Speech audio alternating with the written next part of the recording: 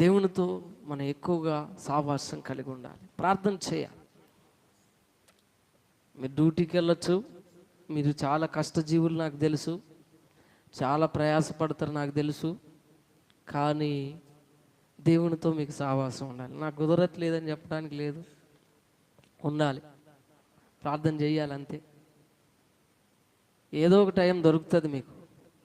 ఫోన్కు దొరుకుతుందిగా, దేవుడికి దొరుకుతా? చెప్పండి. ఫోన్ కంటే ఇంపార్టెన్సా? ఫోన్కే ఎక్కువ ఇంపార్టెన్స్ ఇస్తారు చూడండి, అవునా కదా? దేవుడికి ఇవ్వలేరు. ఒకసారి ఆలోచన చేసి జస్ట్ మీకు మీరుగా ఆలోచన చేయండి.